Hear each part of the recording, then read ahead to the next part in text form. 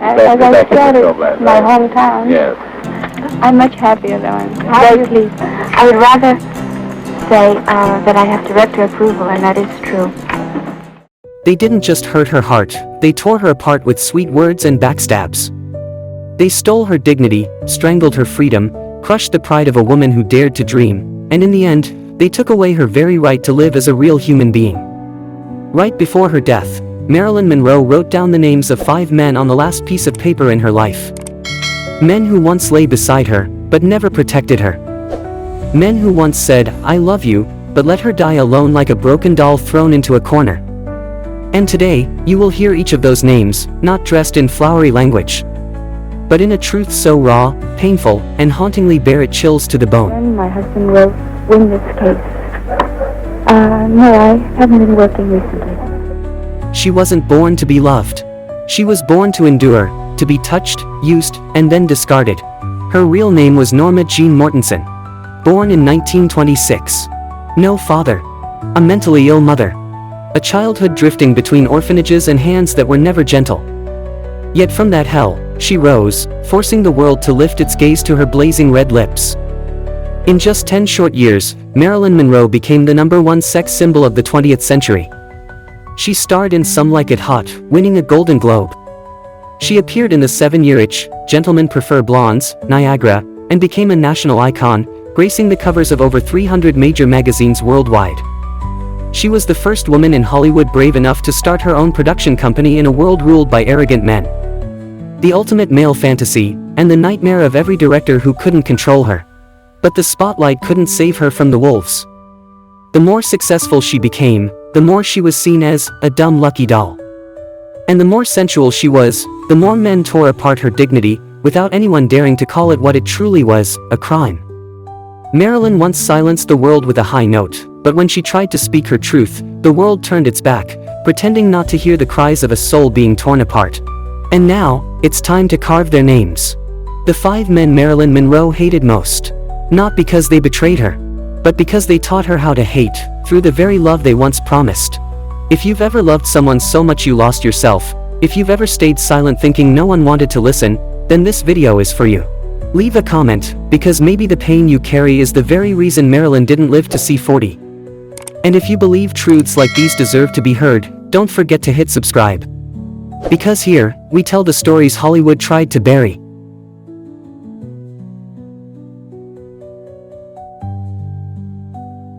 He wasn't a Hollywood mogul. No fame. No power. But he was the first to make Marilyn Monroe fear what should have been the most beautiful thing in life, love. He didn't need money to control her, just a cheap ring, a house that locked away her dreams, and a 16-year-old girl fresh out of an orphanage, who had never known love, only believed in the promise, "I'll protect you forever." His name was Jim Dougherty, the first man to call Marilyn his wife, and the first to turn her into a silent object in a tightly locked life. Jim didn't want a woman with eyes that dreamed. He wanted a doll who washed dishes, bore children, and kept her head down. When Marilyn started modeling, he looked at her like she'd committed a crime. In front of friends, he spat, "You're just a posing whore." When she signed her first contract, he sneered, "Who do you think you are?" And when she became Marilyn Monroe, admired by the whole world, he said only one thing, "That's not the wife I married." To him, every effort to escape the mud was betrayal. He didn't hit her, he broke her with looks, with silence, with the icy contempt that hung in the air day after day. He left, without a word. But what he left behind was even worse, a Marilyn who always doubted herself, always flinched from every embrace, and always believed that freedom was not meant for her. Have you ever lived like that? Stayed silent to keep a home, sacrificed yourself for the illusion of peace? If your heart has ever bled from loving the wrong person, write a line for Marilyn. Not to complain, but to prove, women don't have to stay silent anymore. Especially when that silence once killed a legend.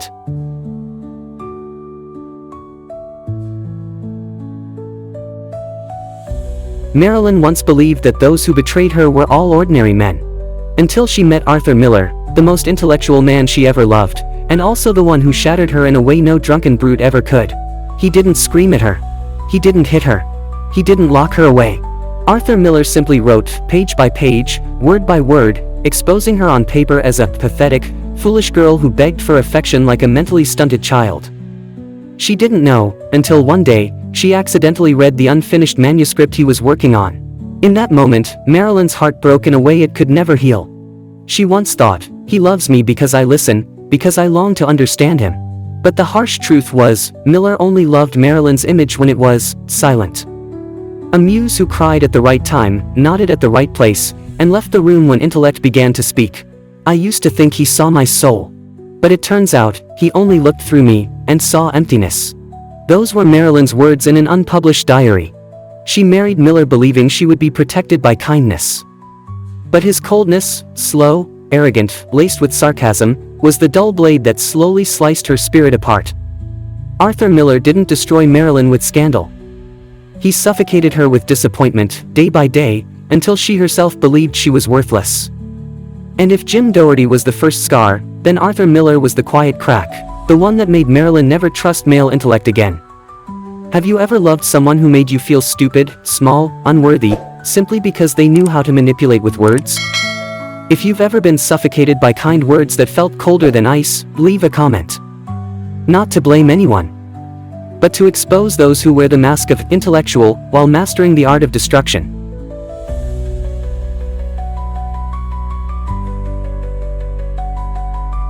What happens when the one who hurts you isn't a stranger, but the only person you ever believed could save you?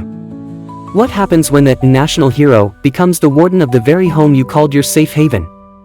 Marilyn once believed that if a writer could crush her with words, then a strong man like Joe DiMaggio could hold her safely in his arms. But she was wrong, deeply wrong. Joe didn't hit her, at least not in front of anyone. But Marilyn always felt like a porcelain doll, beautiful, fragile, and locked away behind glass. He didn't love Marilyn, he loved a version that no longer existed, a wife who could cook, be obedient, and most importantly, know when to keep her mouth shut in public. When she wore the iconic white dress in The 7-Year Itch, he didn't say she looked beautiful. Backstage, he roared, "Are you planning to let the whole world look under your skirt?" The crowd cheered at the scene. But Marilyn was dragged home, where the sound of a shattered bottle was louder than the breaking of her heart. Joe always said he wanted to keep her safe. But safety shouldn't mean banning everything that made her feel alive.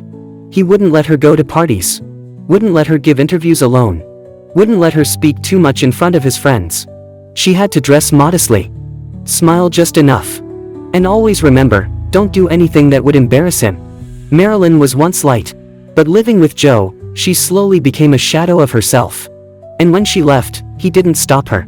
Didn't apologize. He just told the press, "I did everything to protect her." But she didn't appreciate it. No, Joe.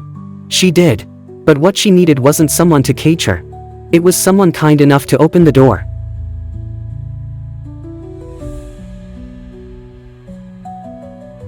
She wasn't invited in. Nor was she dragged in. But somehow, when she woke up, she was there, in a life that wasn't hers, in a room where every wall bore his name. John F. Kennedy didn't love her. He was infatuated with the light she carried. Obsessed with the defiant lips, the soft voice, the power to make all of America turn its head with a single kiss from that girl. To him, Marilyn wasn't a woman, she was a gleaming medal, a short-term ornament to pin on his powerful suit. They met through endless parties, where champagne never stopped flowing, where political secrets were whispered into pillows. JFK didn't need to seduce her. He only had to say, "We belong together, but the world doesn't understand that." And Marilyn believed him. She once sang, "Happy Birthday, Mr. President," in a breathy whisper, then left the stage in tears. Not from emotion, but because she knew, every promise made in the dark disappears when the lights come on. JFK made no promises. No future. No next time. And one day, he was gone, no message, no call. When she tried to reach out, the White House secretary answered, "The president is unavailable." "Miss Marilyn, please don't contact him again." He didn't abandon her. He never held on. Marilyn didn't die because of a man. She died because she once believed someone truly saw her worth, not the worth of owning her. And when that someone happened to be the president of a nation, the heartbreak ceased to be private. It became a public humiliation. Marilyn was turned into a political plaything by the most powerful men in America.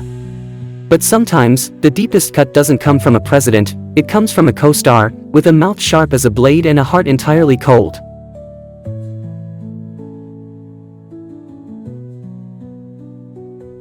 They once created a legend together with Some Like It Hot, but off-screen, theirs was a cold, bitter war simmering with contempt. Tony Curtis didn't hit Marilyn. He destroyed her with words, in a way no slap could ever humiliate. When asked about kissing Marilyn, he shrugged and said, "Kissing Marilyn was like kissing Hitler." A cruel joke, spreading across headlines like a slap in the face of a woman fighting to preserve her dignity. Curtis claimed it was a joke, but Marilyn didn't laugh. Backstage, she was stunned, only managing to say, "He never tried to understand me. He just wanted me to be a smiling corpse." Curtis criticized her as unprofessional and erratic. But he never spoke of his own coldness, his disrespect, the way he turned his female co-star into a punchline to inflate his ego. On screen, they were the perfect pair. Off-screen, he made Marilyn retreat into hurt, because to Curtis, she was just a name to exploit for media leverage. Tony Curtis was the last person Marilyn truly hated, not because he betrayed love, but because he turned her pain into a public joke. And the worst part was, he thought it was funny.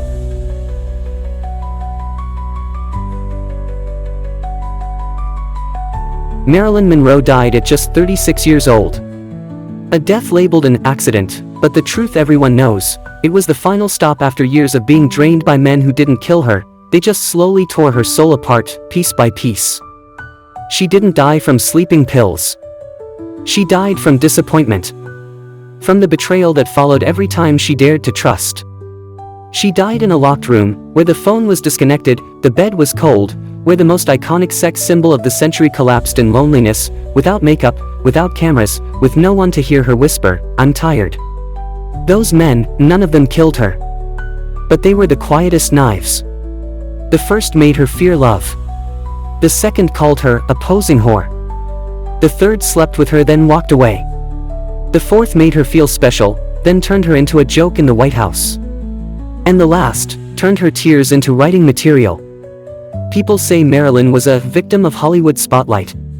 But the truth is, she died from being loved the wrong way. Loved through control. Loved through possession. Loved so selfishly it suffocated the little girl beneath the glamorous shell. If you've ever lived like Marilyn, loved by someone in a way that made you disappear, you understand. And if you haven't, be grateful. Because not everyone survives it like she did. And Marilyn, despite being named in every history book, every beauty ranking, every legendary photo, was still just a small girl, who once believed love could save her. And in the end, all she got, was a silence that chilled to the bone. If this video touched something inside you, don't hesitate to hit subscribe. Because there are still many untold truths. And we will tell them, with full respect for the departed, and justice for the wounds that never got an apology.